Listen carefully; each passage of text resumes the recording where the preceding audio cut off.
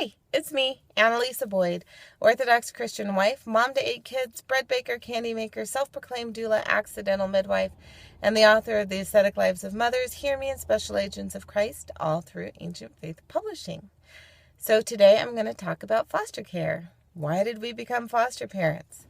Because we're a little crazy. No. Well, yes, but that's not why we became foster parents. We became foster parents because we really felt like God was telling us to do that. Now, my husband and I were not always in agreement on whether or not we should do foster care, and it was a journey for us, for sure. On my side, I had been raised in a kind of touchy-feely family, and we had people in and out, and examples from my grandparents and my mom, and just welcoming people into our home at a lot of different levels. And so it was not a foreign idea for me to think about having children, who I love children, having children come into our home. My husband, on the other hand, his family was less touchy-feely than my family. And so the idea of having other children come into our home, he couldn't imagine being able to love somebody else's children the way he loved his, which is a reasonable thing to have to consider. So we talked about it off and on for a number of years, and it was always, no, I don't want to, no, I don't think so, on his part. And I wasn't pushy, but it would come up every once in a while, and it usually came up once a year at staff retreat, because there was, aside from our priest and his wife who had done foster care for a very long time, who fostered teens and upper elementary kids, this family fostered babies. And so they would have to bring their babies to the staff retreat because usually they were on morphine to help them detox. So usually they had to bring their foster babies because they were medically fragile, and they were usually on morphine or something like that, helping them to detox from whatever drug they had been exposed to. And usually everybody would just kind of get a baby fix. No, aren't they sweet? And oh, poor thing, and everything. And we'd usually hold somebody for a little while and give them back and go about our business. But this one particular year, there was the sweetest little 5-month-old girl, and she was just enamored with my husband, and he was smitten. Oh my goodness, she had him wrapped around her beautiful little pinky finger, and that was how the Lord decided to open the door to his heart to consider whether or not he would do foster care. So this baby had been in care for a while, and he said, well, you can ask them if she's going to go up for adoption. And so I did. And she didn't end up going up for adoption, but that definitely, like I said, opened the door and allowed us to dialogue some more about doing foster care.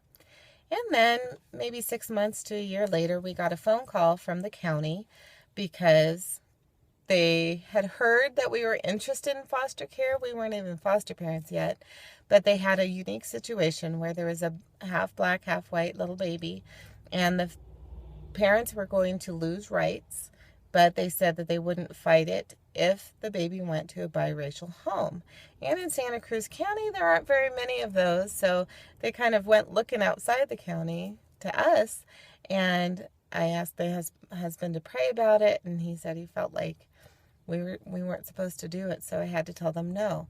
But that opened the door to his heart a little more.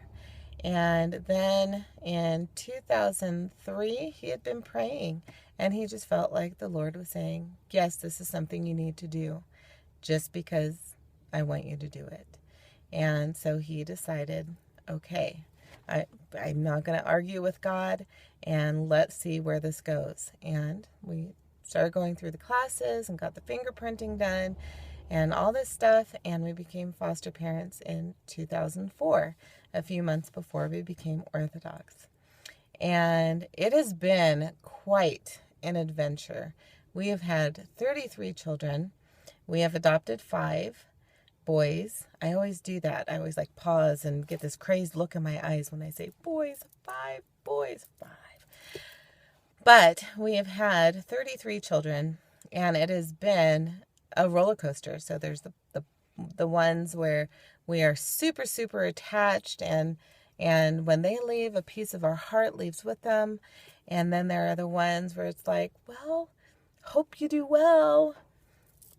God bless you. Bye.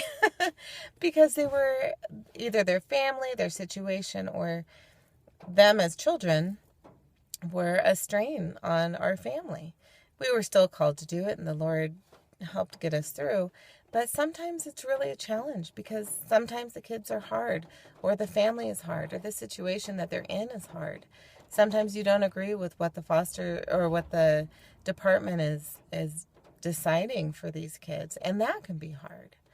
But it has really been a blessing to us, in addition to our family growing by 5. It has been a blessing because all but one, because she was only with us for 3 hours. Oh, 2, because she was with us before Sunday. But all but 2 of our kids, so 31 children, were able to make it to church, to form relationships with people at church, to smell the incense and see the icons, and be loved by the church community. And they were able to hear about Jesus. And if nothing else, that is so important, because my hope is someday, somehow, they'll hear the name of Jesus, and there will be a good feeling in their heart because they experienced that at a really young age. And it is a hard thing to love and then have a child need to leave for whatever reason, especially when it's a reason that you don't agree with and you don't think that parents are really at the place to take them back or whatever. But we have to trust God, just like we're trying to trust Him with every other part of our lives. We're having to trust them with those children, just like we have to trust them with our birth children and our adopted children. We don't know what the future holds for them either, but we still love them. We still invest in them, and we wouldn't trade a moment with them, right? I hope right. So that's what's helped me be able to say goodbye to the ones who've been so hard to say goodbye to, and welcome new ones into our home. And 99% of the time, my kids have been very excited to bring new kids into the home. When they hear we got a phone call, they'll start asking all sorts of questions, and they're ready to be big brothers and sisters to these new little ones who come into the home. So it isn't always easy. Not everybody should do foster care. But if you don't do foster care, and you know somebody who does do foster care, you can be a blessing in the life of that family by babysitting, or by just praying for them, bringing them a meal. It's kind of like having a baby all the time. Even if it's a teenager, it's kind of like having a baby all the time. We kind of go back to that place, right? So, or seeing if they need any help around the house, or if they, whatever, anything that, I mean, there are so many things that you could offer. It could be the smallest thing, and it will be a blessing to that family. So even if you're not called to do foster care, which I don't think everybody is, you are called to care for the widows and the orphans. And if that just means that you are helping those who are caring for the widows and the orphans, then I believe that you're fulfilling that call. So anyway, that is our story. I'd love to hear yours. You can enter something in the comments below if you want, or find me on Facebook. And let's keep working at our salvation, one mommy moment at a time. Thanks. Bye.